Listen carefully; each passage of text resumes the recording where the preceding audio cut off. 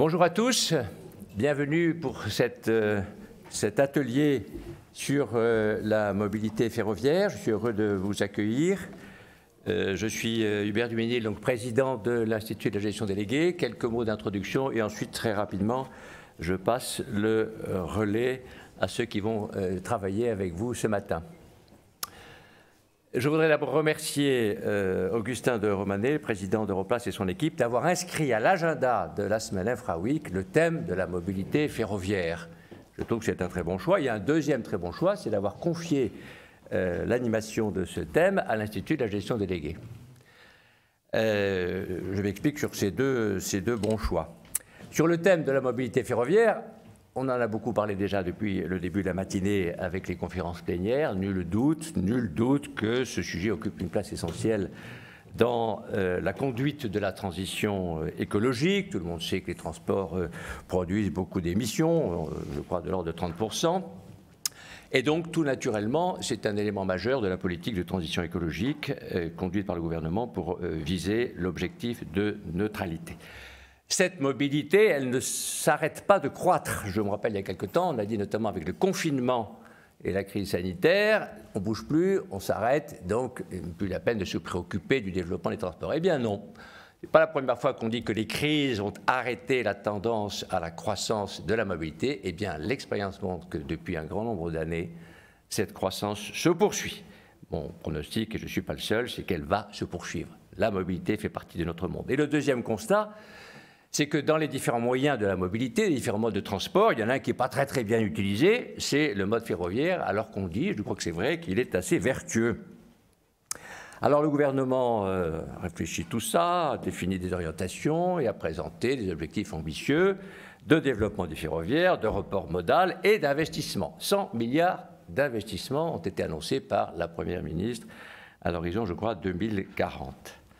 Alors maintenant qu'on a dit ça, comment faire pour affronter ça? Donc nous avons deux grandes idées. C'est que pour moderniser le système ferroviaire, pour le développer, il faut agir sur le réseau et les infrastructures, certes, mais il faut aussi agir sur l'ouverture du marché à la concurrence et à sa régulation. Et que l'un va avec l'autre, et on aura peut-être l'occasion de le voir tout à l'heure.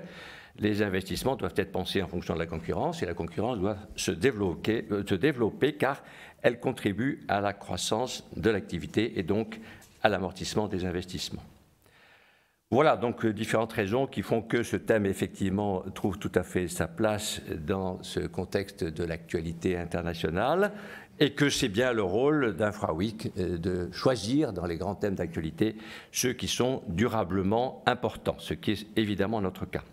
Alors un mot maintenant de la deuxième satisfaction, l'Institut de la gestion déléguée, deux mots pour vous dire que c'est une fondation d'entreprise qui réunit toutes les parties prenantes à la réalisation et à la gestion des infrastructures et des services publics.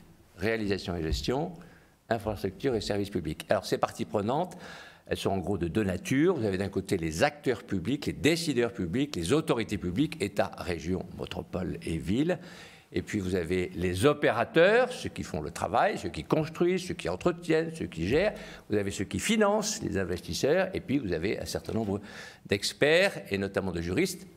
Je crois que c'est le ministre qui disait ce matin qu'on a absolument besoin des juristes parce que quand on associe le public et le privé, il faut des contrats qui sont assez bien travaillés. Et quelquefois, il y a quelques difficultés, le contrat ne se passe pas tout à fait comme prévu et donc on a besoin des experts et des juristes pour nous aider à bâtir de bons contrats. Je ferme cette parenthèse. L'Institut de la gestion déléguée donc, a une conviction forte, qui fait partie de sa raison d'être, c'est de penser que pour gérer et bien gérer et améliorer la gestion de ces services publics, il y a une idée toute simple, c'est de respecter la compétence de l'autorité publique, qui est d'être responsable et de décider ce qu'il faut faire en la matière, et en face d'elle, la compétence et l'efficacité des acteurs privés, qui sont les opérateurs, les industriels, ceux qui savent faire. Et que maintenant, j'ajoute une troisième composante, c'est qu'avec les acteurs publics décideurs, avec les opérateurs privés opérateurs, il faut des financeurs. On a dit ce matin qu'on n'arriverait pas à réaliser ce programme d'investissement s'il n'y avait pas une implication importante des opérateurs et des investisseurs privés, eh bien nous nous disons chiche, c'est notre conviction profonde que c'est bien ce qu'il faut faire. Donc allons-y, et vous allez voir qu'on a déjà quelques pratiques en la matière, et donc les personnes qui ont été réunies ce matin sont là pour en témoigner. J'espère qu'ils vous convaincront que c'est possible.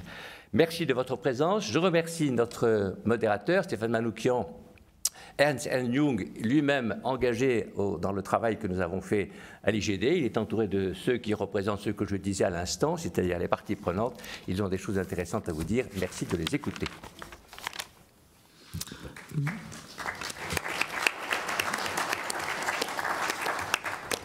Merci Hubert pour cette introduction. Donc le débat dans l'heure qui vient va s'organiser autour de 2 tables rondes. Donc d'abord une première thématique plutôt industrielle et opérationnelle à travers l'expression des besoins et l'apport des entreprises publiques et privées. Et puis ensuite une seconde table ronde avec les modèles économiques et financiers pour réaliser les grands projets d'envergure dont tu parlais, puisque effectivement la Première ministre a annoncé au printemps dernier 100 milliards d'euros d'ici 2040. Alors c'est beaucoup, mais c'est encore 2 fois moins que les besoins du Conseil d'orientation des infrastructures qui lui chiffrait les ambitions à plus de 200 milliards d'euros. Sur la partie investissement en infrastructure, que ça concerne aussi bien les LGV, ERTMS, que les trains d'équilibre des territoires, que ce qui se passe également dans les dessertes fines dans les régions, donc un volume d'investissement colossal. Et dans le secteur ferroviaire, on sait que les investissements génèrent des coûts d'exploitation non compensés par les recettes associées, donc c'est aussi un mur de dépenses de fonctionnement qui est devant nous. L'IGD a travaillé sur ces questions puisqu'elle vient de publier un rapport sur les atouts de la gestion déléguée qui à la fois met en exergue et rappelle ces enjeux d'investissement et détaille les retours d'expérience sur l'apport des montages délégués pour réaliser ces projets et développe plus particulièrement 2 sujets sur les futurs LGV et sur les ateliers de maintenance qui sont un élément déterminant, notamment pour les barrières à l'entrée. Donc au cours de cette première table ronde, je vais avoir donc Valérie Vesque-Joncard de Railway qui nous donnera donc son point de vue opérationnel sur les projets passés et comment aborder les projets à venir. Julien Becquerel de la région Grand Est, à la fois donc DGA, directeur général adjoint en charge des mobilités. Gilles Racosi qui est à la fois directeur d'Ogvia et président de la GIFI qui nous donnera également le point de vue des acteurs privé sur les infrastructures, et enfin Gueltoise Guivarch, directeur des PPP chez SNCF Réseau. Alors la première question pour lancer le débat est envers Julien Becquerel de la région Grand Est. La région est effectivement un échelon pertinent pour résumer l'ensemble des défis auxquels le secteur ferroviaire est confronté. Bien évidemment l'ouverture à la concurrence, mais aussi le mur d'investissement, que ce soit le matériel roulant, les petites lignes d'aménagement du territoire, les extensions de réseau, tout cela, comment la région les aborde, notamment en termes opérationnels et sur le point de vue de la ressource humaine qui est nécessaire pour surmonter ces défis. Merci beaucoup. Bonjour à tous. Alors comme je suis un peu feignant et que j'ai préféré passer mon week-end à profiter des balades dans les Vosges, à préparer mon intervention, j'ai discuté ce matin avec ChatGPT sur la manière de sauver les petites lignes et la manière de développer les réseaux express métropolitains. Sa réponse a été « Il n'est pas clair de quoi vous parlez lorsque vous parlez des petites lignes. Pouvez-vous préciser de quoi il s'agit ou donner plus de détails pour que je puisse vous fournir des informations utiles sur la façon de les sauver ou de les développer ?» Alors, s'en est suivi 45 minutes de discussion que je vais essayer de vous résumer en quelques minutes. Qu'est-ce que c'est que les lignes de desserte fine du territoire en Grand Est ? Sur les 2700 km de réseau que compte la région Grand Est, c'est à peu près 800 km de petites lignes au sens où elles sont circulées par un nombre limité de TER. Un nombre limité, on penserait que justement, du coup, l'impact est par ailleurs limité. Mais en fait, c'est une fausse idée, puisque ce réseau, qui est vieillissant, je le disais, avec souvent des voies uniques, pas électrifiées, des postes qui sont souvent mécaniques, qui sont du coup frappés de plein fouet par l'absence d'investissement, c'est la ramification de lignes qui vont aller connecter des métropoles à des territoires plus périurbains, voire des territoires ruraux, et qui font un peu toute la diversité des régions, notamment de la région Grand Est. Et donc, en région Grand Est, pour faire face à ce naufrage qui était annoncé, on peut le dire comme ça, on a mis en place d'abord un plan de sauvetage. Alors, ce plan de sauvetage, il est passé de manière très classique, très traditionnelle, par un investissement qui peut sembler important, mais qui n'est pas suffisant, d'un peu plus de 300 millions d'euros qui sont mis sur la table d'ici 2027, d'abord sous la forme de financement budgétaire. Et puis, pour la suite, puisque en fait, l'investissement qu'on identifie, il est plutôt de l'ordre du milliard d'euros, c'est quel levier on peut mettre en place. Et là, on a essayé de développer différentes solutions. La première solution, c'est d'essayer de réfléchir à un groupement entre la gestion de l'infrastructure et l'exploitation ferroviaire. Donc vous savez que le paquet ferroviaire nous demande de dissocier ces deux fonctions, sauf dans un certain nombre de cas qu'on peut bien justifier. C'est le cas notamment de ces petites lignes qui, pour certaines, sont complètement déconnectées du réseau principal et peuvent bénéficier de ce type d'investissement. Donc on a un appel d'offres qui est en cours, qui va permettre, je l'espère, de réouvrir une ligne entre Nancy et Vittel, qui doit permettre, par ce rapprochement du gestionnaire de l'infra et de l'exploitant ferroviaire, de créer la synergie et les économies qu'on attend, de même qu'un financement au travers d'un montage concessif. On envisage aussi le transfert de la propriété d'un certain nombre de lignes, de ces lignes de desserte fine du territoire, donc du patrimoine du réseau ferré national vers le patrimoine régional. C'est une expérimentation qu'on démarre, avec là aussi l'idée de soumettre à concurrence la gestion de l'infrastructure pour essayer de trouver un modèle un peu différent de celui de la gestion du réseau ferré national tel qu'on peut le connaître, avec notamment un intéressement beaucoup plus fort de l'entreprise qui va réaliser les travaux à la performance de son réseau et au fait de remplir les sillons avec du voyageur, mais aussi avec d'autres formes de trafic, notamment du trafic fret, avec des petites lignes de capillaires. Les lignes de capillaires, justement, capillaire fret, on s'en désintéresse pas, puisque en région Grand Est, notamment avec les céréaliers, avec les betteraviers qu'on a, c'est un enjeu très important. Donc là aussi, on envisage un transfert de propriété de certaines lignes avec des montages qui peuvent être, qu'on espérerait innovants, qui associeraient d'une part les entreprises qui peuvent réaliser les travaux, mais aussi les chargeurs, parce qu'on a un enjeu à fiabiliser et à fidéliser le fait que les chargeurs veuillent bien mettre du trafic sur ces voies. Donc en gros, pour résumer sur ces petites lignes, les trois facteurs de réussite, c'est l'argent, encore l'argent, et les ressources humaines. Et les ressources humaines, c'est aussi le fait que la région puisse disposer des moyens d'expertiser les offres des entreprises, puisse expertiser aussi les idées et les montages. Et donc, pour faire ça, on a créé une société publique locale, Grand Est Mobilité, que je serai prêt à vous présenter dans la suite si on a des questions là-dessus, qui nous permet justement d'avoir les moyens humains qu'une collectivité ou qu'une administration n'a pas l'habitude d'avoir, qui permet de challenger les résultats. Et à l'autre bout du spectre, vous parlez des RER métropolitains.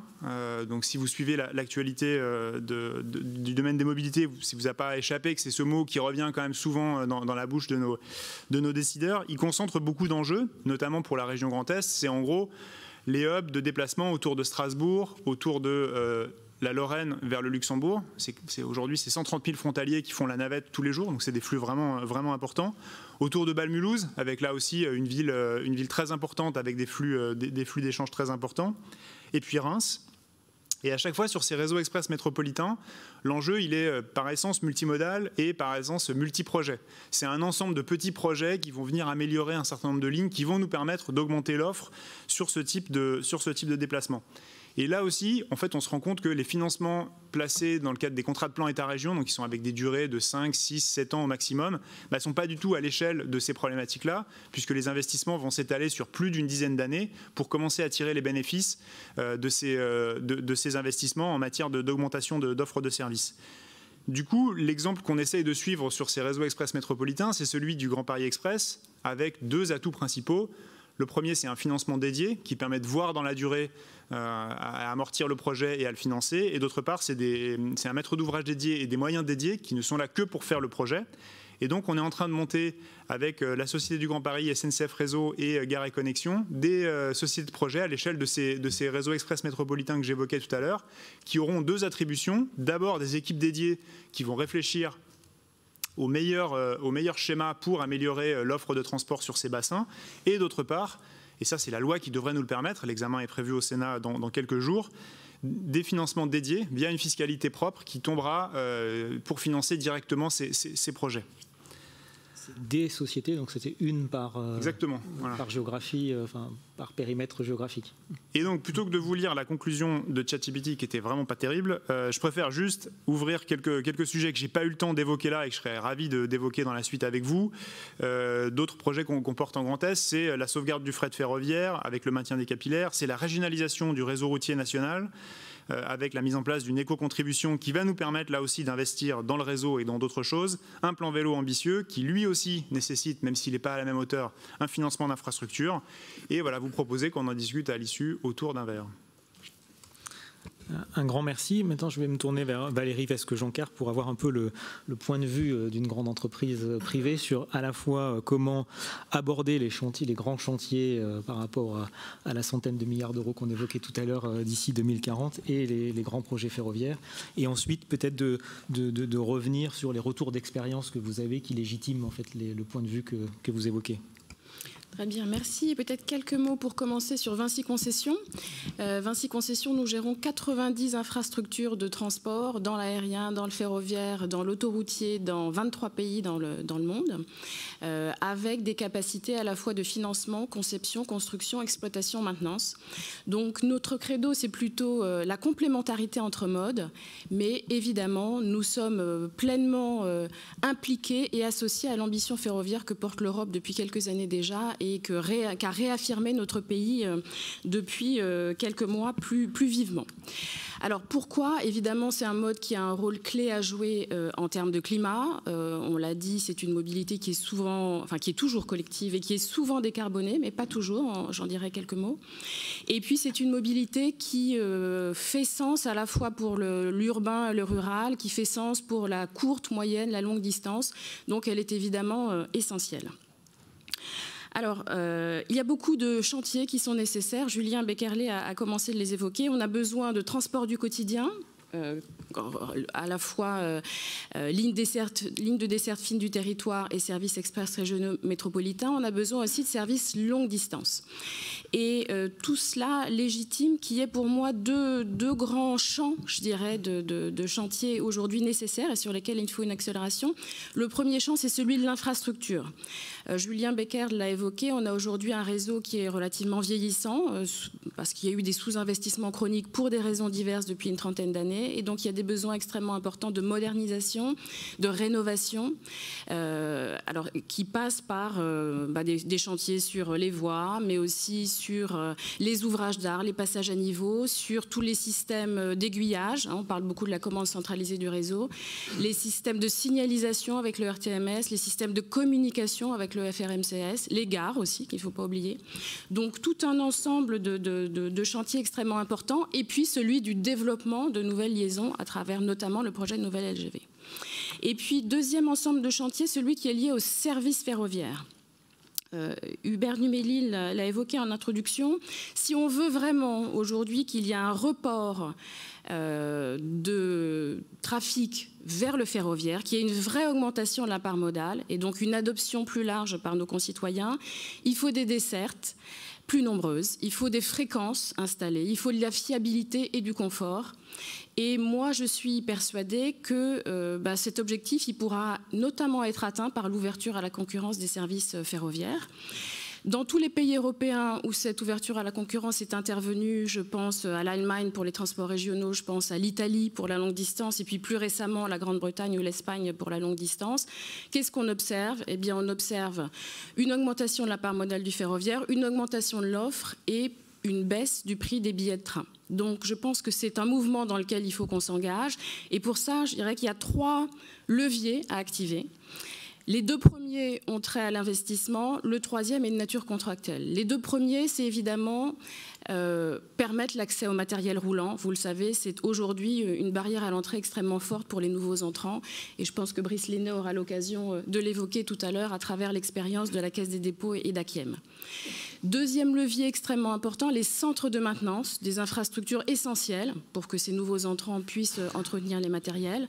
Et nous avons pris l'initiative sur la LGV Sud-Europe Atlantique que Vinci Railways gère jusqu'en 2061 et a construit avec ses partenaires ici présents dans Meridiam. Nous avons pris l'initiative justement de nous engager dans un projet de construction d'un centre de maintenance pour permettre de mettre cette infrastructure essentielle au service de nouveaux entrants.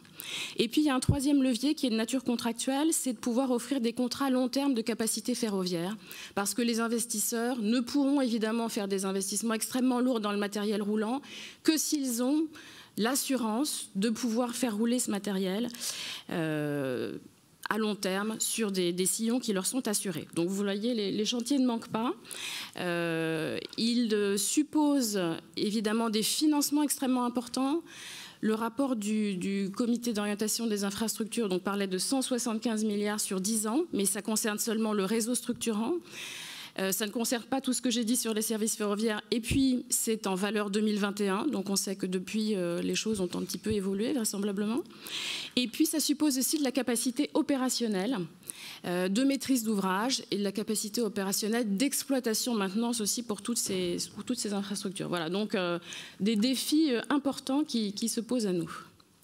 Merci beaucoup. Je me tourne vers Gilles, qui peut nous présenter d'abord l'AGFI pour nous dire quelle est cette organisation et quel est son objectif et comment la maîtrise d'ouvrage délégué peut apporter une plus-value dans la réalisation des grands projets.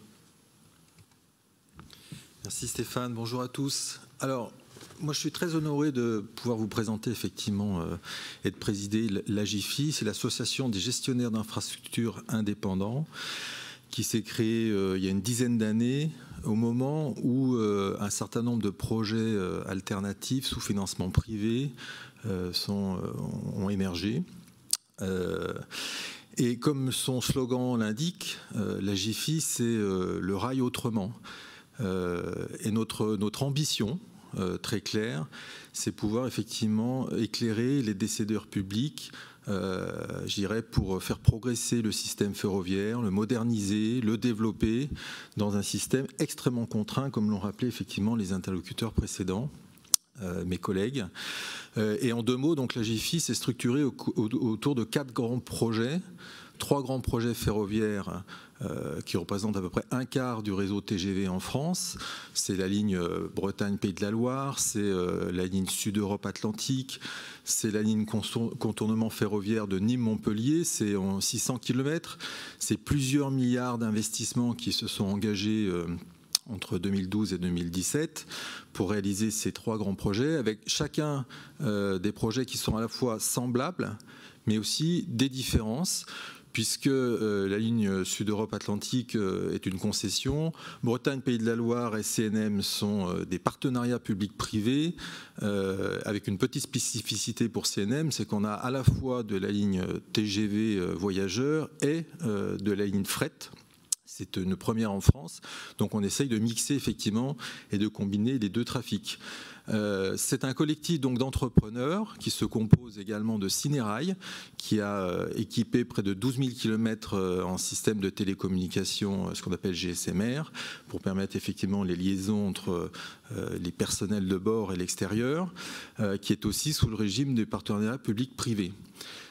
C'est un pari, je dirais, un peu innovant et ambitieux qui avait engagé SNCF Réseau à l'époque, ça ne s'appelait pas comme ça, de confier effectivement à des partenaires privés le soin de diriger, concevoir, construire et faire l'entretien et maintenance pendant 25 ou 50 ans sur des lignes ferroviaires, et donc d'assurer pour le compte de SNCF Réseau la gestion de l'infrastructure, avec les enjeux autour de la sécurité, évidemment, l'entretien et la maintenance, puisque nous sommes engagés pour la plupart d'entre nous sur plusieurs décennies, et puis profiter de ça pour aller vers l'innovation, avoir une vision un peu différente des infrastructures aujourd'hui.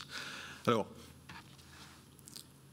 la plupart de ces lignes ferroviaires ont été mises en service en 2017, et je crois que le pari a été tenu. C'est-à-dire que toutes les lignes ont renouvelé leur agrément gestionnaire d'infrastructure 5 ans après, comme la loi les oblige. Les résultats et la performance de ces industriels est, je dirais, incontestable, puisqu'aujourd'hui, c'est près de 98 ou 99% des trains qui sont à l'heure sur les trains qui circulent sur nos lignes. Et en face, si vous voulez, on a des contrats qui nous conduisent à des objectifs de performance. et qui, s'ils ne sont pas atteints, je dirais, vont nous pénaliser très fortement. Donc ça, c'est un élément essentiel de la discussion. Et pourquoi cette délégation de maîtrise d'ouvrage est importante et pourquoi faire appel à des financements privés? Alors, il y a plusieurs raisons. Et nous, on défend effectivement ce collectif d'entrepreneurs à travers la GFI. On défend le principe même de ces financements privés et surtout cette vision globale sur la durée de vie, une partie de la durée de vie de l'infrastructure. C'est pour nous fondamental qu'on puisse gérer les interfaces, qu'il y ait un vrai partage des risques, une allocation des risques entre effectivement les décideurs publics et les décideurs privés, et on est prêt effectivement sous des méthodes industrielles, aussi en mettant en place des moyens de concevoir, construire et entretenir et maintenir toutes ces lignes, et l'expérience nous montre que ça fonctionne plutôt bien.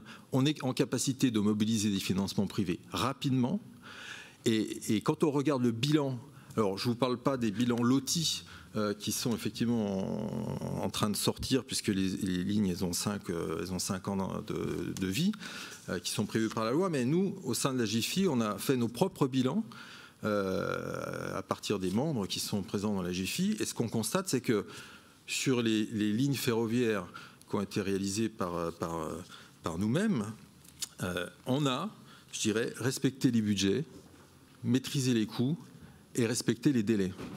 Et il me semble essentiel, à une époque où effectivement on a une inflation qui est un peu galopante, que les délais et les budgets soient absolument respectés.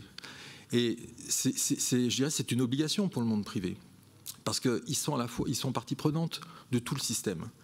C'est-à-dire que les économies que vous ferez sur la partie construction, vous les payerez en gestion, entretien, maintenance ou grosse réparation. Donc il y a une vision de long terme sur la durée de vie de l'infrastructure, avec des gains en efficacité, en efficience qui sont très importants, qui sont liés effectivement à cette vision globale d'une maîtrise d'ouvrage, qui a la gouvernance, qui a les outils, qui a des leviers pour effectivement conduire tous ces projets très ambitieux. Et je crois qu'on l'a beaucoup évoqué en introduction, il y a un plan pour les prochaines années sur la mobilité ferroviaire qui est très important, et nous sommes effectivement, nous, acteurs industriels, prêts à accompagner à la fois en financement, en gouvernance, en ingénierie, en conception et en entretien maintenance. Merci, très clair sur la maîtrise, en tout cas opérationnelle, les coûts, délais, budget des projets réalisés.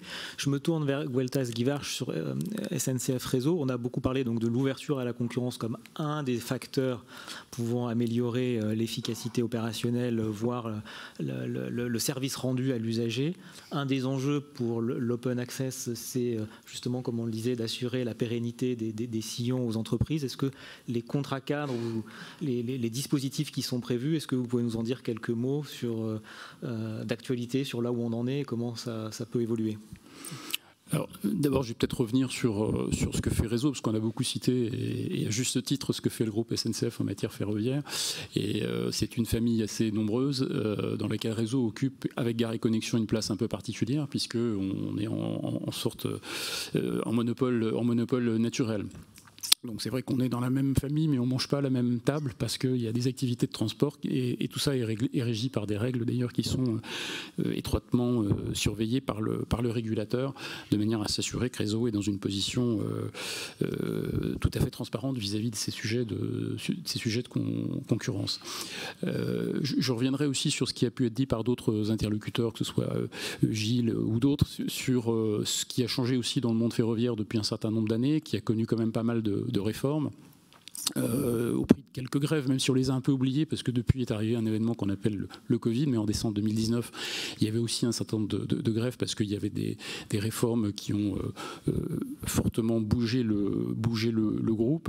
Ce qu'on peut constater, c'est que par rapport à c'est pas propre d'ailleurs au ferroviaire, on est dans un secteur qui avant était très monopolistique et qui est en voie de désimbrication. Et ce qui est intéressant de regarder, c'est la manière dont on peut utiliser cette désimbrication, ce qu'a fait RFF à son époque, pour activité par activité l'ouvrir à la concurrence. Donc on le voit sur le marché du transport avec un marché qui se segmente entre le SLO et puis les transports conventionnés. On le voit sur l'infrastructure où ça a permis d'ouvrir un certain nombre de segments qu'a cité Gilles sur des lignes nouvelles. Et il y a des réflexions aujourd'hui, comme l'a dit Valérie, sur des ateliers de maintenance, comme il y en a aussi sur le matériel roulant. Donc en fait, on a une désimbrication du système qui ouvre la porte à de l'externalisation déjà réalisée en ce qui concerne l'infrastructure. Gilles a cité 4 projets, mais il y a aussi la gare de Montpellier qui a été construite sous un schéma tout à fait identique et dont l'actif est porté aujourd'hui par Gares et Connexions. Donc ça change beaucoup de choses à la fois, j'allais dire en interne groupe, mais en tant qu'entreprise vis-à-vis de ce qui se passe, j'allais dire, dans le reste du monde ferroviaire. En ce qui concerne l'accueil des nouveaux concurrents, Réseau est favorable parce que plusieurs présidents successifs de Réseau ont dit de toute façon plus il y a de clients, mieux c'est pour nous. C'est une évidence en soi. Sur les accords cadres dont il a pu être dit que c'était effectivement de longue durée, accords cadres de longue durée, un élément relativement dimensionnant pour faire pour des investisseurs ou même des industriels se positionnent pour pouvoir faire en sorte que le marché s'ouvre. Alors je ne suis pas le mieux placé pour vous en parler parce que ce n'est pas ma branche d'activité, ça dépend de ce qu'on appelle chez nous client territoire, donc où se situe la direction commerciale qui travaille sur ces sujets. Mais sous réserve de plus ample précision, il y a eu, je crois, beaucoup de travail qui a été fait en 2023, y compris dans les semaines tout à fait récentes sur le sujet. Donc je crois que le sujet progresse bien, peut-être pas assez vite, mais le ferroviaire a aussi son propre tempo. Mais en tout cas, il progresse assez fortement. Merci pour ces éléments. Donc avant de passer à la deuxième table ronde sur les modèles économiques et financiers, on a quelques minutes pour prendre une ou deux questions rapides, si vous en avez.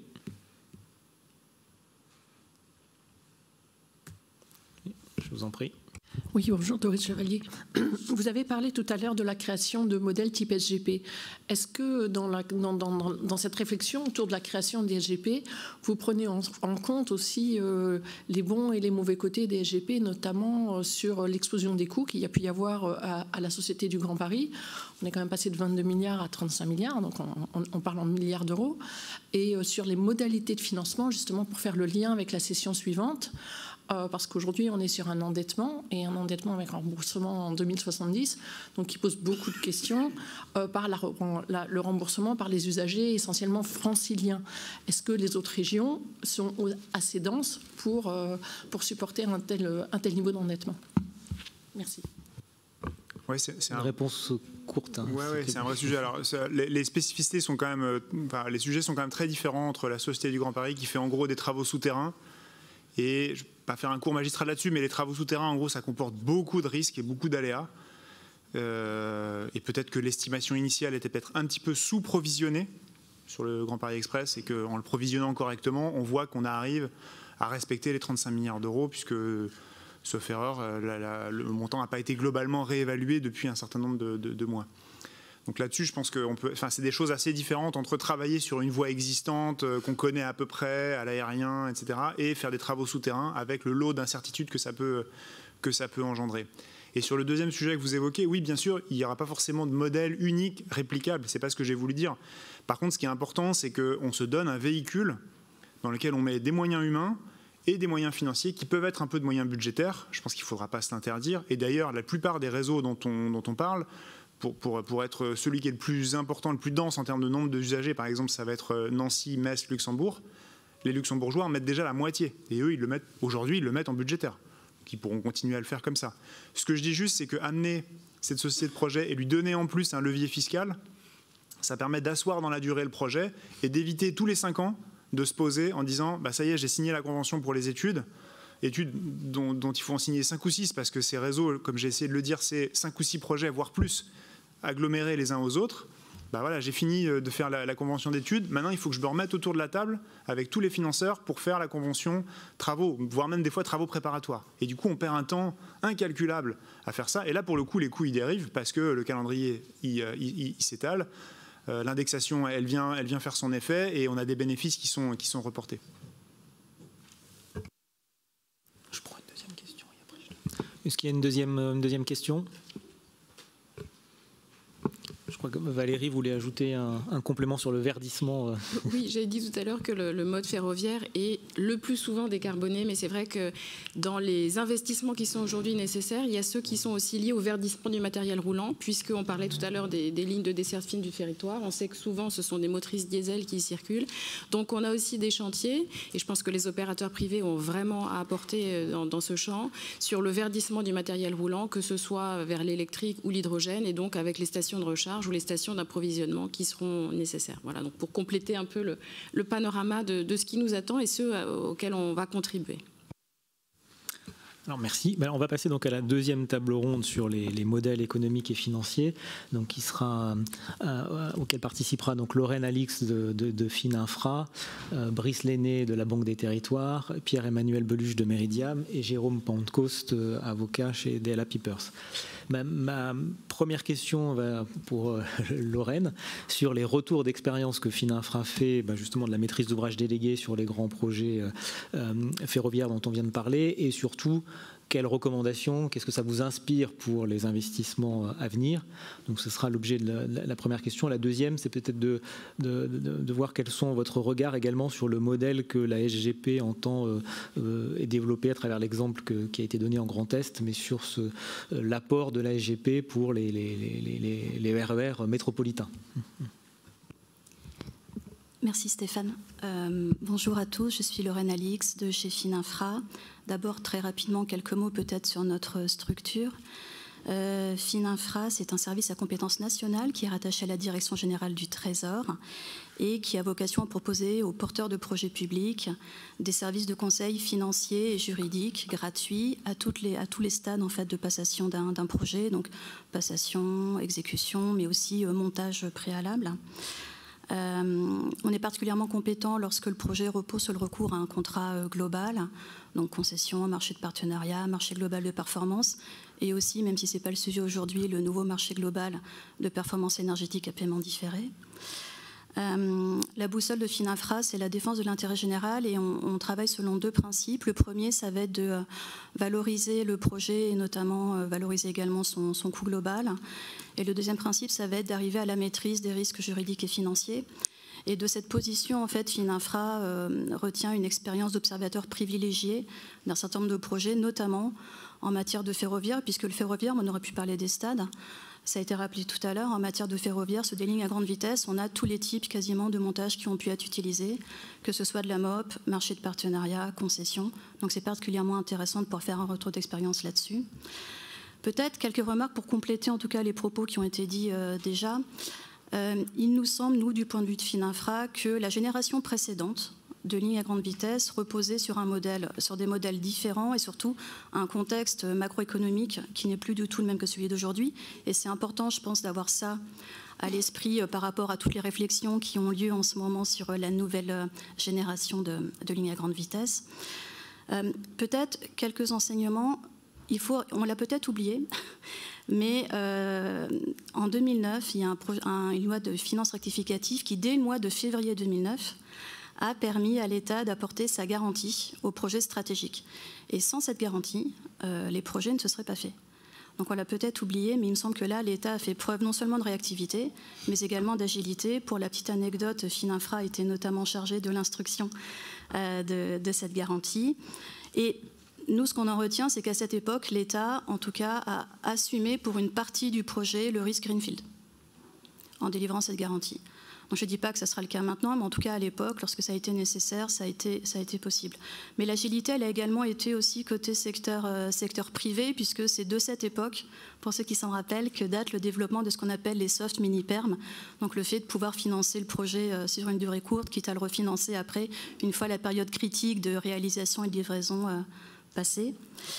La troisième peut-être remarque que je voulais faire, c'est qu'il nous semble qu'à cette époque, la plupart des projets ont eu besoin d'une subvention d'investissement extrêmement importante. Si on prend l'exemple de SEA, on a une subvention d'investissement de 4 milliards d'euros, donc quasiment la moitié du coût d'investissement du projet. Donc là encore, l'État et les cofinanceurs étaient au rendez-vous. La différence, il me semble, actuellement, c'est qu'à l'époque, parmi les cofinanceurs, on avait RFF à l'époque, qui participait au cofinancement des opérations, ce qui ne sera pas le cas des montages qui sont retenus pour les 3 nouveaux projets de ligne à grande vitesse. On pourra éventuellement y revenir ensuite. Je voulais faire aussi une toute petite aparté, si j'ai le temps, sur justement la question du retour de Fininfra en matière d'infra ferroviaire, puisque Fininfra a été saisi assez récemment de la commission des contrats de la société TELT, donc le tunnel européen transalpin Lyon-Turin, au sujet, vous l'ignorez sans doute pas, d'un énorme appel d'offres qui a été lancé au mois de juin 2023 pour un montant de près de 3 milliards d'euros qui porte sur ce qu'on appelle le CO12, donc le chantier opérationnel 12. Juste signaler quand même dans les débats qui ont lieu que ce contrat va être passé selon la forme d'un marché global de performance qui va avoir une durée de 21 ans. Donc ça, c'est des choses quand même qui me semblent importantes de préciser dans le débat par rapport justement au choix du mode de réalisation pour les futures lignes à grande vitesse. On entend souvent dire qu'il n'est pas possible de faire des contrats de longue durée. En tout cas, chez TELT, ils ont considéré qu'ils pouvaient le faire. Il y avait un précédent en matière de transport urbain, pour le coup, avec la 3e ligne du métro de Toulouse, qui est également construite en marché global de performance pour une durée de 24 ans et un investissement de 700 millions d'euros. Donc voilà les choses déjà que je pouvais dire. Sur l'avenir, en matière de ligne à grande vitesse, la position de Fininfra, c'est qu'au regard du jeu des acteurs, tel qu'il a été institué avec la création des établissements publics pour chacun des 3 projets, le positionnement de réseau d'un côté, Gare et Connexion, de l'autre côté en matière de maîtrise d'ouvrage, le message qui est porté par Fininfra, c'est de dire il est intéressant en effet de se poser la question du mode de réalisation, mais avant ça, il nous semble qu'il serait intéressant d'objectiver le maître d'ouvrage réseau qui n'est pas cofinanceur du projet, alors que c'était le cas précédemment.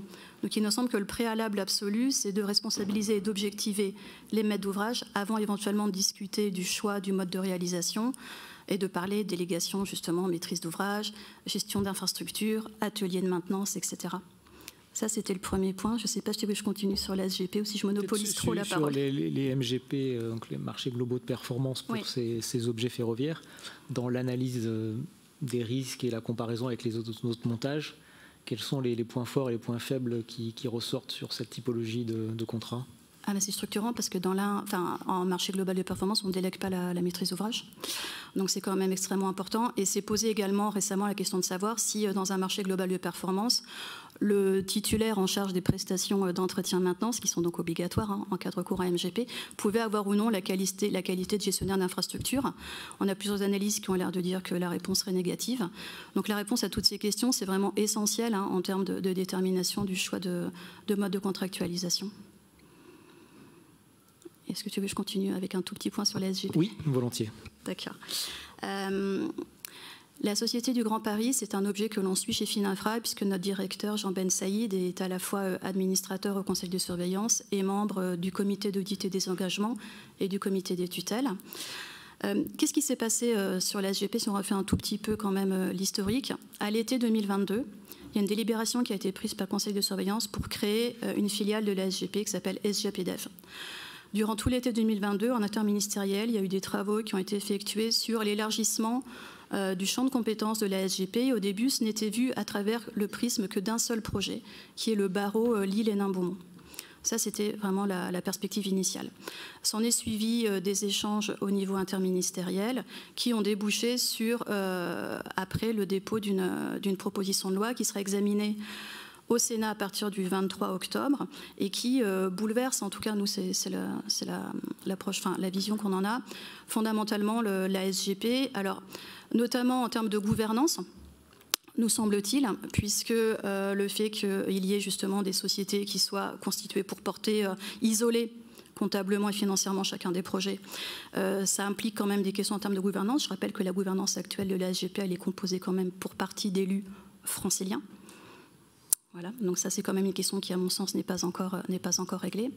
Ça pose aussi des questions, et vous l'avez déjà évoqué, en termes de soutenabilité financière du modèle. Alors la proposition de loi dans sa rédaction actuelle, elle est claire, puisqu'elle dit que le plafond des 35 milliards d'euros, il ne continue à valoir évidemment que pour le GPE.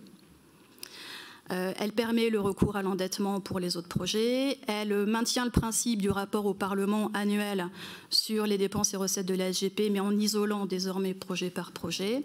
Et elle prévoit aussi un mécanisme d'étanchéification des différents projets pour éviter que ce qui va servir à financer le GPE ne puisse être amené à financer les projets développés en région en termes de SERM. Voilà, donc ça pose quand même toutes ces questions en fait sont encore un peu sur la table. On verra ce qui va se passer à l'issue du travail parlementaire. Nous, la vision qu'on en a, c'est voilà.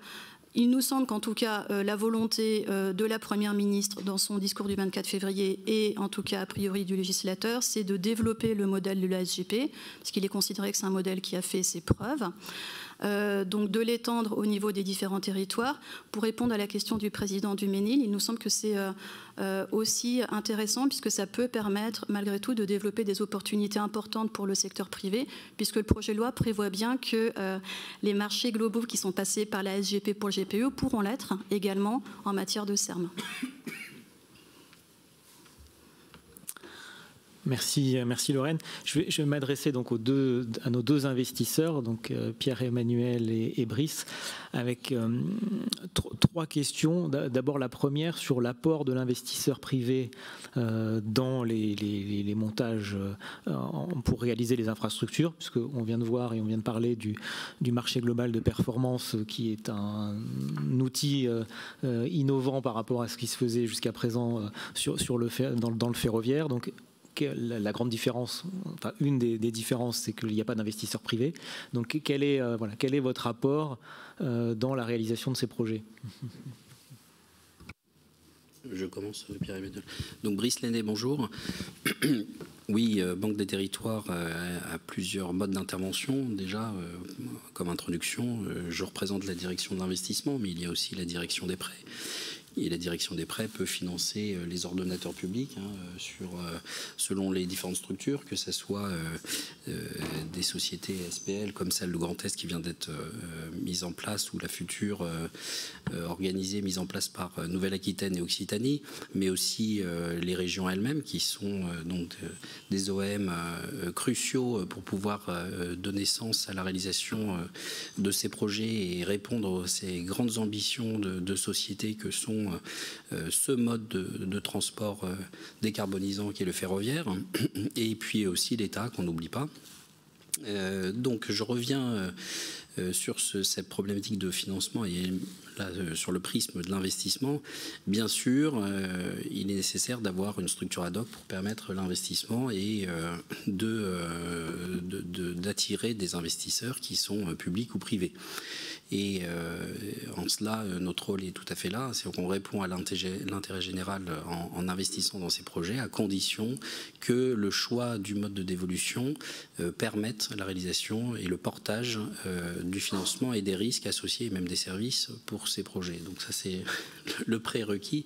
Et je rebondis sur ce que nous disait tout à l'heure à l'instant Lorraine, c'est-à-dire que la fonction de Fininfra est essentielle en matière de préparation de ces projets aussi. Il y a une obligation de bien préparer la définition du projet avec l'ordonnateur, l'AOM correspondant, bien définir le périmètre de ce projet et bien choisir le mode de dévolution pour qu'il soit réalisable. Parce que c'est un élément crucial, c'est de donner les moyens d'aller jusqu'au bout d'une opération. Donc de ne pas se tromper dans cette définition, son périmètre, ses ressources économiques, et pour lui donner les moyens de réalisation. Voilà, ça c'est un point que je voulais rappeler. Et d'ailleurs, toujours dans vos interventions, je trouve qu'il faut vraiment utiliser les services de Fininfra quant à l'évaluation justement du choix de mode de dévolution et de l'équilibre économique qui a été travaillé par les ordonnateurs publics. Voilà, je le dis en passant.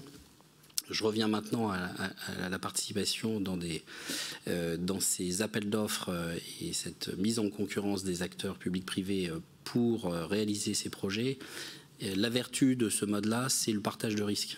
Le partage de risque, il faut se le rappeler aussi, c'est essentiel, c'est au cœur de la légitimité de l'externalisation de ces infrastructures et de ces modes de transport. On l'oublie parce que les gens se disent, tiens, il y a une manne extraordinaire financière et une opportunité de création de valeur, mais il y a un risque associé très fort. C'est pas pour rien que l'opérateur historique SNCF a dû se désengager de certaines lignes fines du territoire et que justement aujourd'hui, tous ensemble, public-privé, ordonnateurs, industriels, on relève le pari de partager ce risque pour pouvoir réaliser, relancer des lignes de desserte fine.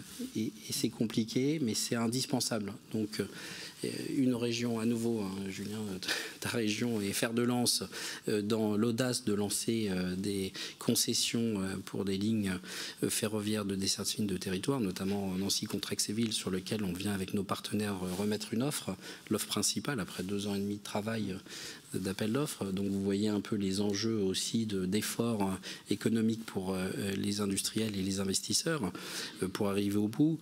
Et vous comprenez ma mention quant à la préparation et l'importance effectivement de bien savoir quel est le périmètre, et on y arrive. Mais il faut aller plus vite, plus fort pour répondre aux ambitions. Je vous parlais d'ambition. Eh bien oui, les régions doivent avoir l'audace d'accélérer l'externalisation de ces lignes dans l'intérêt de la population pour avoir cette alternative qui a été mise en déshérence aussi bien au niveau de l'infrastructure que le matériel roulant.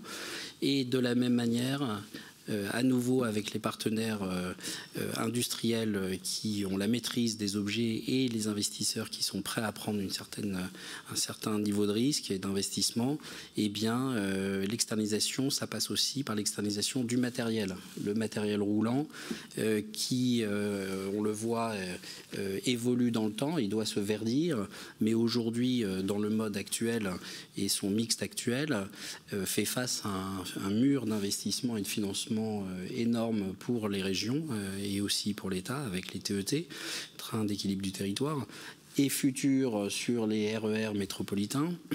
Et ça signifie qu'il faut industrialiser ce métier-là. Par facilité, on l'a donné aussi à SNCF le droit et le choix de pouvoir définir son matériel roulant passager. Je pense aux passagers ici, vous l'avez compris. Et puis d'organiser son achat sur fonds publics pour ensuite l'exploiter. Eh bien, à partir du moment où la SNCF doit se concentrer sur certaines lignes et certaines de ses activités, eh bien, il faut compléter avec les nouveaux acteurs, les nouveaux opérateurs et avoir les possibilités aussi de financer de manière accélérée avec des Rosco, les Roscos et les Rolling Stock Company. Ce sont en fait en français tout simplement des gestionnaires de flotte. Pourquoi on utilise le terme Rosco anglo-saxon? Parce que nos cousins anglo-saxons et germains sont les premiers à avoir compris qu'il fallait industrialiser la gestion du matériel par rapport à leur valeur initiale, valeur nominale, leur valeur résiduelle et le coût de location. Et donc la valeur de location incluant des services allant jusqu'à la maintenance de différents niveaux suivant les besoins des ordonnateurs et en capacité d'apporter et de prendre le risque correspondant sur une durée plus ou moins longue correspondant à cet actif, avec toute la souplesse qu'on peut avoir avec des contrats courts ou ad vitam aeternam. Et ça, eh bien, je donne l'exemple d'un intérêt du marché évident pour répondre à cette future demande. Nous-mêmes, nous avons créé une alliance, un partenariat avec Akiem, un acteur français du matériel roulant, et qui s'appelle Territrain et qui va répondre aux prochaines appels d'offres, notamment qui permettront d'externaliser ce matériel. Donc oui à l'investissement, oui aux différents outils pour régénérer les infrastructures, en passant par les concessions comme les marchés de partenariat aussi, on y reviendra après, mais aussi les Rosco pour le matériel. À toi, Pierre-Emmanuel. Merci, merci Brice, merci Stéphane, et bonjour à tous. Je crois que les différents participants à cette table ronde ont amplement partagé l'importance du mode ferroviaire. le volontarisme de l'État, le volontarisme des régions et de l'ensemble des collectivités publiques et des acteurs du secteur. L'annonce du 24 février d'Elisabeth Borne de financer, d'investir 100 milliards dans ce mode. Et donc il s'agit d'un défi massif en termes d'investissement, en termes de financement. Et puis en termes de compétences, en termes de maîtrise d'ouvrage. Donc moi, le message que je souhaite faire passer en partant de ce point, c'est que on a besoin de tout le monde autour de la table pour relever ce défi. Meridiam se propose d'apporter son expertise, mais également sa capacité à lever des financements et de l'investissement. Alors pour rappel, Meridiam est gestionnaire de fonds d'infrastructure. Mais on aime plus volontiers se définir comme développeur de projet. Meridiam est une société d'ingénieurs qui aujourd'hui a développé et a investi dans plus de 130 projets en Europe, en Afrique, en Amérique du Nord, ce qui représente un montant d'investissement simplement pour Meridiam de 20 milliards d'euros. Et pour l'ensemble Meridiam plus nos partenaires, puisque nous n'investissons pas seuls dans les projets en général, représente 80 milliards d'euros dans ces plus de 130 projets que j'évoquais dans les différents secteurs, transport, énergie, etc. Mais aujourd'hui, on parlera de transport. Alors, quel apport opérationnel d'un fonds, d'un acteur comme Meridiam? Le premier rapport opérationnel, c'est celui de la gestion déléguée. Ça a été longuement discuté par les participants, par Gilles, par Valérie. Tu as évoqué, Brice, la mise en concurrence qui permet finalement de développer et souvent de co-développer avec le client la meilleure solution technique et également la plus économique. Apport opérationnel également en termes de partenariat à long terme. Nous, c'est quelque chose chez Meridiam qu'on aime beaucoup rappeler et qui est intéressant pour le client public. Meridiam investit à très long terme dans les infrastructures, n'a jamais à ce jour revendu une participation comme d'autres fonds peuvent souhaiter le faire pour réaliser leur investissement et puis faire tourner leur portefeuille. Donc Meridiam reste partenaire jusqu'au bout du contrat, soit de partenariat, soit de concession ou les autres formes partenaires du client. Et inversement, on peut apporter une solution de liquidité à des partenaires industriels qui sont dans la société de projet, qui, parce que ce n'est pas leur modèle économique, peuvent souhaiter sortir à un moment, par exemple du côté des constructeurs. Et donc ça, c'est quelque chose que Meridiam peut apporter et apporte régulièrement. À titre d'exemple, aujourd'hui, Meridiam est actionnaire majoritaire dans Ogvia, dans le contournement Nîmes-Montpellier. Et puis je citerai la capacité d'innovation. C'est bien là aussi l'intérêt d'impliquer les acteurs privés, des acteurs comme Meridiam, l'innovation technique, et puis l'innovation en termes de schéma. Alors technique, pour citer quelques exemples, comment on peut réduire le coût d'une infrastructure en optimisant par exemple la gestion des passages à niveau avec des solutions techniques qui n'ont jamais été testées et qui ont un intérêt certain. Comment on peut contribuer au verdissement de la flotte qui a été évoquée, de la flotte ferroviaire. On sait qu'aujourd'hui, bon nombre de trains continuent, notamment sur les petites lignes, à fonctionner au diesel. Comment on peut réfléchir à des motorisations alternatives, là où parfois l'investissement dans l'infrastructure sera trop coûteux, par exemple s'il s'agit d'une électrification totale. Comment peut-on réutiliser du matériel roulant en le transformant plutôt que renouveler du matériel roulant? Vous savez que tout ça est extrêmement coûteux. Un tramway, 3 à 4 millions, un TER, ça coûte vite une dizaine de millions. Quand c'est à l'hydrogène, c'est 2 fois plus cher. Et puis je ne parle pas des TGV. Donc tout ça représente des montants qui sont colossaux. Innovation en termes de schéma. Il y a un certain nombre de schémas auxquels on est évidemment très rompu. On a parlé de la concession Tour Bordeaux. Donc là, les investisseurs prennent un risque de trafic. D'ailleurs, à une époque où finalement le transport de voyageurs était monopolistique. Aujourd'hui, avec l'ouverture à la concurrence, ça aurait sans doute un nouveau sens à donner. Le PPP, le marché de partenariat, ça a longuement été évoqué. Du côté du matériel roulant, on peut mettre en place des solutions de type ROSCO avec les régions, mais aussi auprès de l'État qui a des besoins de financement de son matériel roulant dans le cadre des trains d'équilibre du territoire. On peut penser à des sociétés d'économie mixte aussi, à mettre en place auprès des régions, par exemple pour gérer le matériel roulant ou d'autres formes de projets. Sur ce que disait Pierre-Emmanuel à l'instant, pour rentrer un peu plus effectivement dans le détail, mais qui nous intéresse tous parce que c'est notre vie au jour le jour. Là, je vois autour de la table la plupart des acteurs économiques et industriels qui sont nos partenaires et qui rendent les objets réels et la tangibilité de ces opérations. Eh bien, c'est la flexibilité, le maximum de flexibilité dans le mode d'ordonnancement, mais aussi dans le choix de la définition et le périmètre d'un projet.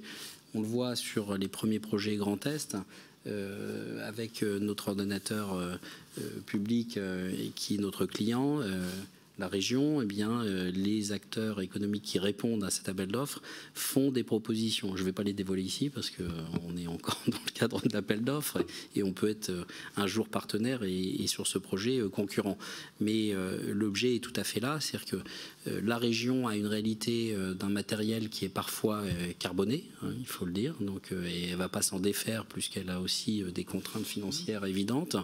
Par contre, les objets d'intégration globale comme cette concession, et je donne cet exemple, autorisé maintenant par l'Europe, hein, je tiens à le rappeler, c'est aussi un élément important. On avait cette épée de Damoclès au-dessus de la tête et ça a été validé, le fait qu'on soit en même temps gestionnaire d'infrastructures et entreprise ferroviaire, donc on regroupe deux activités qu'on avait séparées sur le plan réglementaire. Donc dans le cas présent, c'est autorisé sur ces schémas très définis régionaux, et bien un train mis à disposition existant, carboné, permet dans l'équilibre économique global de trouver la solution sur un schéma de quelques années, mais n'empêche pas d'ailleurs, dans un second temps, une régénération, comme tu le disais Pierre-Emmanuel, donc une intégration d'une transformation effectivement de ce matériel vers un verdissement, ou même une modification des rames vers des futures rames qui pourraient être hydrogène ou voilà, un mode bimode éventuel. Et c'est ça qu'il faut avoir en tête, c'est que ne pas s'empêcher de cette flexibilité, même surtout, je vais le dire, s'obliger à l'intégrer dans le mode de pensée au jour le jour. Et ça, c'est valable sur beaucoup de schémas qui sont les nôtres aujourd'hui. Donc vous avez effectivement apporté des éléments de réponse sur la partie, j'allais dire, gestion déléguée. On voit poindre des initiatives, des projets émerger dans la partie open access, donc sans contrat public. Quelle est, en tant qu'investisseur, votre position sur ces projets ?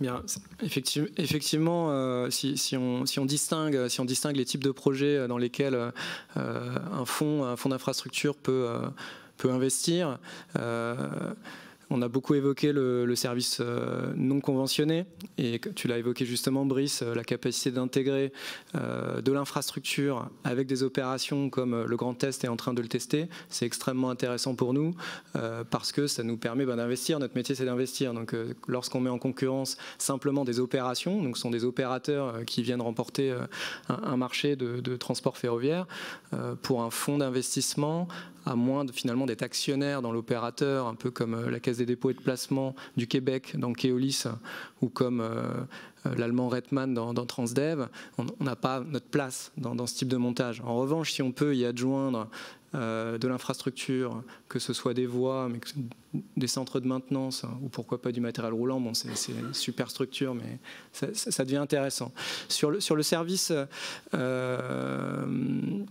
SLO non conventionné, bon, déjà je pense que le premier point c'est à évoquer, c'est que l'ouverture à la concurrence en France a été quand même beaucoup plus tardive que dans d'autres pays, 2020. Donc on est forcément un petit peu plus en retard que des pays qui ont été cités comme l'Italie et l'Espagne, mais c'est en train d'arriver. On a vu Trenitalia sur le Paris-Lyon, avec aujourd'hui 5 allers-retours quotidiens. Renfe qui est en train de s'ouvrir avec 2 origines-destinations, Barcelone, Lyon et Madrid-Marseille. et des nouvelles initiatives que vous voyez régulièrement dans la presse, qui vont entrer sur le marché. Alors c'est vrai qu'en termes de profil de risque, puisque c'était ça la question initiale, on est sur des objets qui sont complètement différents. On est sur un marché où il n'y a pas de flux public. Comme dans le cas d'un PPP évidemment, le risque commercial est total, et en termes de structuration, s'il s'agit d'un nouvel entrant, on crée une entreprise. Donc on entre plus dans le domaine du private equity pur, un peu à la frontière du fonds en infrastructure, mais on peut imaginer des structurations qui font sens. On peut imaginer de séparer par exemple le matériel roulant dans une société ad hoc qui va porter les actifs et qui va avoir un contrat de location avec la société d'opération qui sera sans doute aussi actionnaire d'une partie de son matériel roulant. On n'enlèvera pas le risque opérationnel parce qu'il faut que cette société marche, et d'ailleurs on pense que ces sociétés vont y arriver puisqu'il y a aujourd'hui une demande non servie, mais on est un petit peu plus à la marge de ce qui est fait, de ce qui peut être fait habituellement. Et puis du côté de la société d'actifs qui va détenir le matériel roulant, il va falloir se poser la question que se posent les ROSCO en fait. Quelle est la réutilisation possible de ce matériel si je dois le rebalancer auprès d'autres opérateurs? Est-ce que je peux m'en servir ailleurs qu'en France? Et si je le souhaite, combien de temps ça prend pour homologuer les trains, etc., les rames? Tout ça sont des sujets à regarder de près. Voilà ce que je peux en dire. Merci, c'était très clair. Je me tourne vers Jérôme pour les sujets d'ingénierie juridique et contractuelle sur cette thématique. Oui, je vais juste compléter ce qui a été dit parce que beaucoup de choses ont été dites. Peut-être que on peut quand même considérer qu'il y a quelques innovations récentes concernant les montages juridico-financiers qui ont été développés. Je prends 3 exemples assez récents. La Société du Grand Paris a attribué en décembre dernier son premier contrat de conception-réalisation pour la ligne Est-Ouest, la ligne 15 Est-Ouest, celle qui va du Pont de Sèvres à la Défense. Et donc on est déjà sur des infrastructures linéaires ferroviaires sur un marché semi-global. Pour la SGP, c'est nouveau puisque précédemment les marchés étaient allotis. Deuxième exemple, on en a parlé, pour les matériels roulants, on a des exemples qui sont actuellement en cours de réalisation de ROSCO, je dirais public, sous forme de sociétés publiques locales, disons régionales, sociétés publiques locales régionales, qui seront bénéficiaires de contrats de concession passés sans mise en concurrence, puisqu'il s'agit de sociétés publiques locales. Donc on a des exemples de ROSCO publics qui sont en train de se mettre en œuvre, et on sait que l'État songe, pour les trains d'équilibre du territoire de nuit, à des ROSCO privés, qui seront, elles, évidemment, mis en concurrence sous forme de marché public de fourniture et de services. Et puis, troisième exemple assez récent, d'une région qui, dans la mise en concurrence de l'exploitant du service public, sous forme d'un contrat qui est pour l'essentiel un contrat d'affermage, inclut dans le contrat la réalisation et la conception d'un centre de maintenance et de remisage financé par le futur concessionnaire. Voilà, c'est un schéma donc d'îlot concessif pour le centre de maintenance dans un contrat d'affermage. Ce qui montre, si vous voulez, et c'est le propos que je voulais avoir, c'est que c'est un peu un propos, je dirais, paradoxal provenant d'un juriste, c'est que les frontières ne sont pas très bien définies, elles sont souvent poreuses, et les catégories juridiques peuvent être redéfinies. Et à ce propos, je voulais simplement revenir à ce sujet essentiel qui a été invoqué, celui du transfert des risques. Parce que je pense que c'est le sujet essentiel du choix du mode de réalisation. Et que ça n'est pas, en négatif, celui de la maîtrise d'ouvrage, c'est-à-dire du transfert ou de la délégation de la maîtrise d'ouvrage. Pourquoi je dis cela? C'est parce que, à l'expérience, sur les schémas, on va dire, complexes, bien souvent on se demande où est la maîtrise d'ouvrage. Pourquoi je vous dis ça? De manière traditionnelle, on considérait que la maîtrise d'ouvrage, c'était la direction technique et financière du contrat. la direction technique et financière. Alors, le Code de la commande publique nous donne une définition pour les marchés, pas pour les concessions, mais pour les marchés, et nous donne une définition qui s'applique normalement aux marchés de partenariat et qui prévoit 6 attributions du maître d'ouvrage. Je vais les passer rapidement en revue. La première, c'est la détermination de la localisation. Bon, la détermination de la localisation, on se demande, mais comment peut-on transférer cette localisation? Alors, dans les contrats de concession, je vous le dis, cette définition ne s'applique pas. Et il y a eu un exemple qui a été donné. L'ISEA, choisissant de construire un centre de maintenance à Bordeaux, c'est parce que l'ISEA est concessionnaire et gestionnaire d'infrastructures, et donc détermine la localisation de cet ouvrage. Deuxième critère d'attribution, l'élaboration du programme. Alors l'élaboration du programme, ça ne se transfère pas, c'est essentiellement public. Troisième critère, la détermination de l'enveloppe financière. Alors, en principe, c'est la puissance publique qui détermine l'enveloppe financière. Elle est évidemment affermie lorsque le contrat est signé. Quatrième exemple, le financement de l'opération. Alors, on se dit, le financement de l'opération maîtrise d'ouvrage, c'est public. Mais c'est parfois plus compliqué. Je vous donne un exemple. En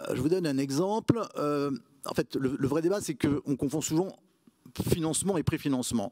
Je vous donne un exemple. Aujourd'hui, SNCF Réseau, étant devenu une personne morale de droit privé, pourrait fort bien, pour une LGV, choisir un marché semi-global ou un marché global de performance à paiement différé, puisque l'interdiction n'est faite qu'aux personnes publiques de conclure des marchés publics à paiement différé. Et donc là, on aurait finalement une maîtrise d'ouvrage qui, en théorie, reste SNCF Réseau, et néanmoins un préfinancement de l'opération par le titulaire du marché attribué.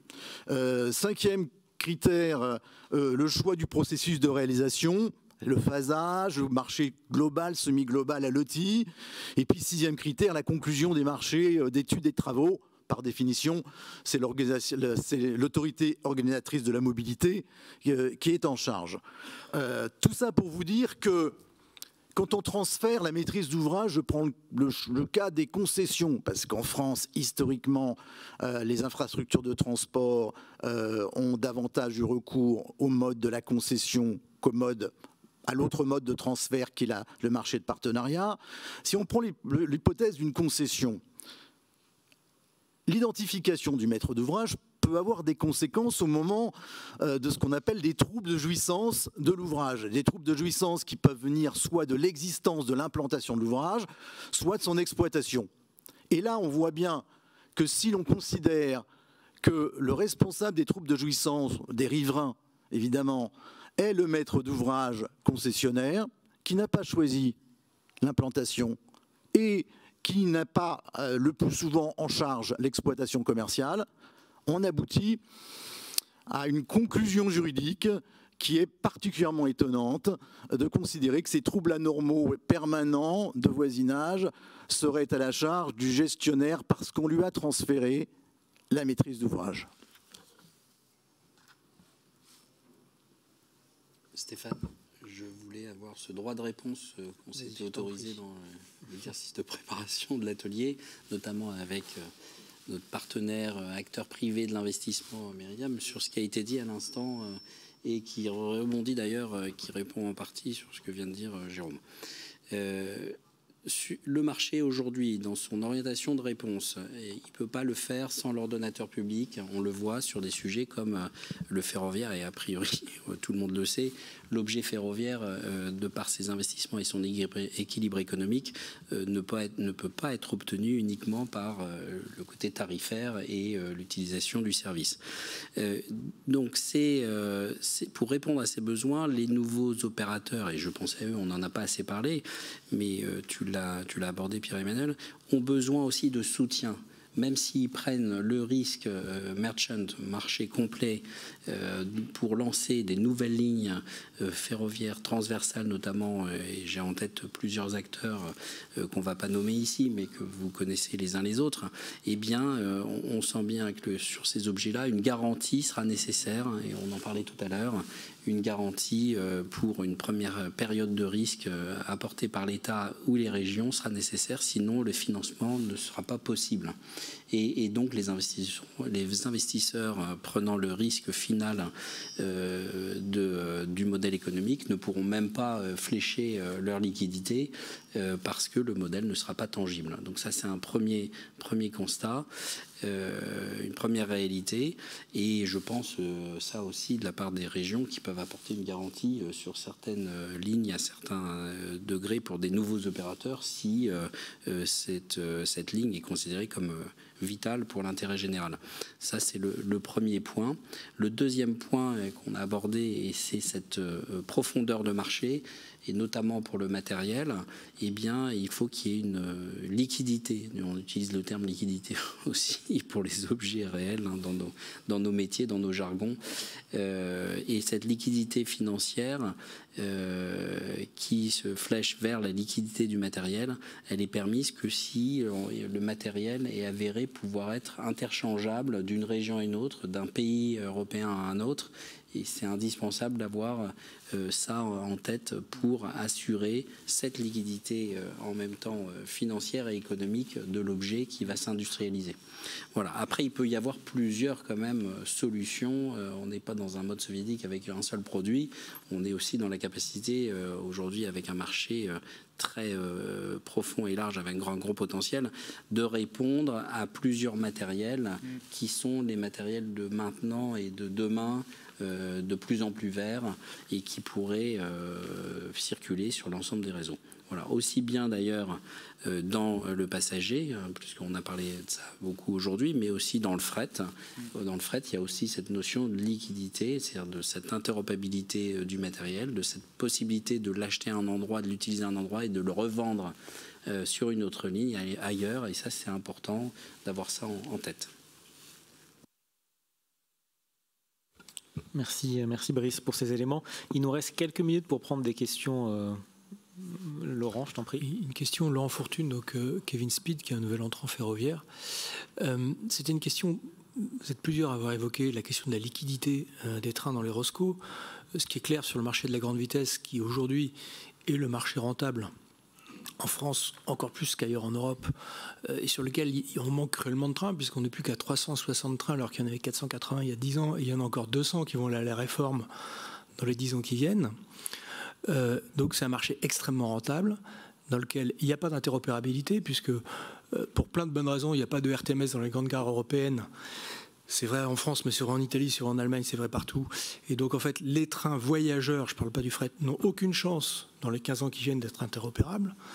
Et donc il n'y a pas de liquidité, ça vaut 30% de modifier le train pour l'amener sur un autre marché, et c'est 30% de sa valeur neuve, donc imaginez quand il a 15 ans ce que ça représente sur la valeur résiduelle. Donc la solution qu'a proposé Kevin Speed, c'est d'avancer sur les accords cadres de longue durée qui permettent d'asseoir le train sur un rail rentable, point qui a été évoqué par M. Gavarche pour SNCF Réseau et je crois par Vinci Railways. Sur ce point-là, ce problème de liquidité, donc, comment est-ce que sur ces accords cadres, sur donner de la durée pour investir, puisque c'est la base des infrastructures, la classe d'assets train grande vitesse, c'est extraordinairement rentable. Par contre, le problème, c'est que pour l'instant, on ne peut pas l'asseoir dans la durée, en tout cas pas par sa valeur de revente. Et donc, comment est-ce qu'on peut l'asseoir dans la durée sur les rails? C'est tout l'enjeu, qui est une question qui est posée là aux gestionnaires d'infrastructures privées ou publiques. Et d'ailleurs, je me demandais dans quelle mesure est-ce que les privés et les publics avaient prévu de collaborer pour créer des sillons communs, enfin des capacités communes qui permettent effectivement de donner de la visibilité pour les investisseurs privés qui voudraient venir avec des trains supplémentaires qui desserviraient mécaniquement les deux infrastructures, puisque la plupart ne sont pas viables toutes seules. Qui veut répondre? Gueltaz? Oui, alors il y a sûrement plusieurs répondants sur la question. Sur le sillon coordonné, je pense que ça se fait déjà sans trop de soucis. Ça se fait avec l'ISEA aujourd'hui, qui est aussi attributaire des capacités. Donc ça se passe très bien avec Réseau de ce point de vue-là, comme ça se fait avec d'autres GI en Europe. Donc je ne pense pas que ce soit un vrai sujet. C'est un sujet opérationnel, mais ce n'est pas un vrai sujet. Juste sur l'interopérabilité, alors c'est vrai qu'on récupère un peu l'historique de chaque réseau ferroviaire en Europe qui s'est construit selon ses propres normes, avec ses propres schémas ses propres problèmes électriques et ses propres problèmes de signalisation, donc c'est très long de remonter la pente. Ça n'empêche pas qu'on voit déjà une forme d'interopérabilité, puisqu'on a du matériel d'une compagnie italienne et d'une compagnie espagnole qui viennent en France. Il y a aussi nos cousins de voyage qui ont été en Espagne, donc c'est progressif. C'est vrai que ça va peut-être pas aussi vite que ça, mais le RTMS est une partie de la réponse à ce sujet.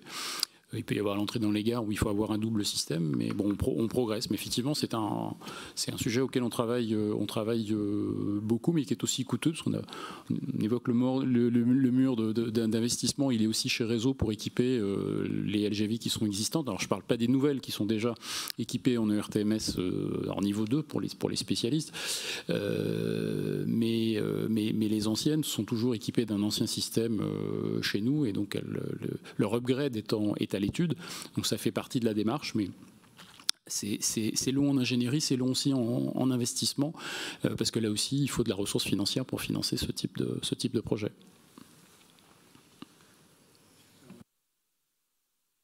Ouais, peut-être rapidement, il me semble que finalement la question touche à nouveau à celle des barrières à l'entrée sur un marché ouvert à la concurrence, qui avait été évoquée par Valérie, qui a à nouveau été évoqué par Brice. Il y a un certain nombre de barrières à l'entrée du côté de l'acquisition du matériel roulant, que Laurent, tu as évoqué à nouveau, d'homologation, des barrières à l'entrée en matière de maintenance. On en a un petit peu moins parlé, mais c'est pas simple d'aller faire maintenir son matériel quotidiennement. Et puis les sillons. Et finalement, l'accord cadre est un bon outil pour garantir des sillons à long terme et donner de la visibilité à la fois aux opérateurs et aux actionnaires derrière, aux investisseurs. Aujourd'hui, ça a l'air facile parce qu'un bon nombre d'infrastructures ne sont pas saturées. Donc on n'est pas là à se battre d'une certaine manière entre opérateurs, et puis les opérateurs sont peu. Mais vu l'explosion, au sens positif du terme, de la demande du secteur ferroviaire, à un moment, les sillons, il va falloir un peu se battre pour les obtenir. Et donc les accords cadres vont jouer un rôle extrêmement important à ce titre-là, sous la surveillance du régulateur. Et donc oui, les accords cadres sont un outil tout à fait pertinent. Alors, on a le temps de prendre une dernière question. Allez-y.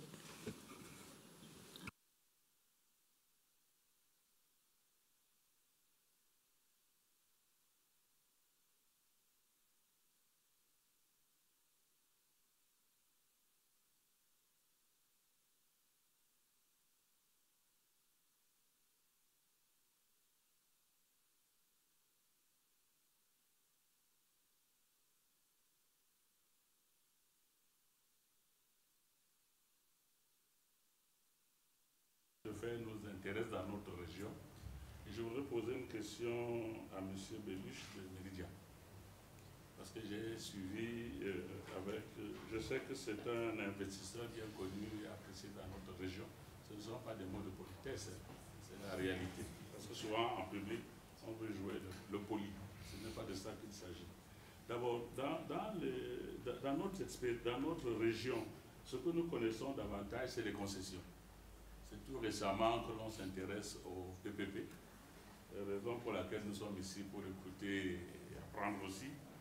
Et chez nous, la garantie de l'État est importante parce que je pense que même ici, elle permet d'assurer les risques crédits, vu non seulement l'importance des investissements à réaliser, mais également vu la soutenabilité financière du modèle retenu.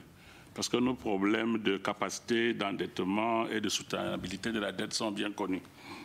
Alors, je souhaiterais lui poser la question de savoir, il a parlé des avantages et de la gestion des private equity pure, de la question des sociétés d'actifs, des questions de gestion de matériel. Un de nos pays, le Cameroun, dans la zone, a une grande ligne de chemin de fer, qu'on cherche d'ailleurs dans le cadre régional à étendre. Donc, quel est son retour d'expérience dans la région? Je pense que nous allons poursuivre même la discussion après. Qu'est-ce qu'il pense? Qu'est-ce que sa société? Est-ce qu'il y a de l'appétit pour ce genre d'opération dans notre sous-région?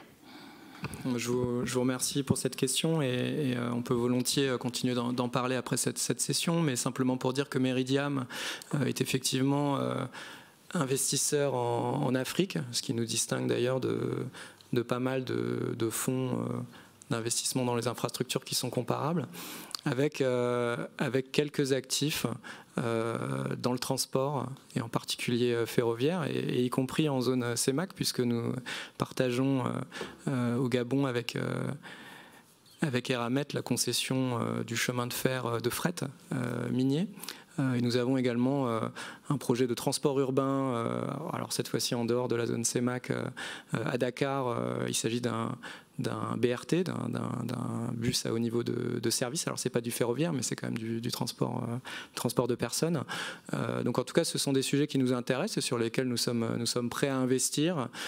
Évidemment, il y a un certain nombre de modalités, un certain nombre de garanties. Vous en avez évoqué quelques-unes qui doivent pouvoir être mises en place, mais c'est clairement au cœur de la stratégie de Meridiam. On doit malheureusement s'arrêter là. Merci à tous, merci aux intervenants pour la qualité des propos. Et puis je propose qu'on continue les discussions lors du déjeuner.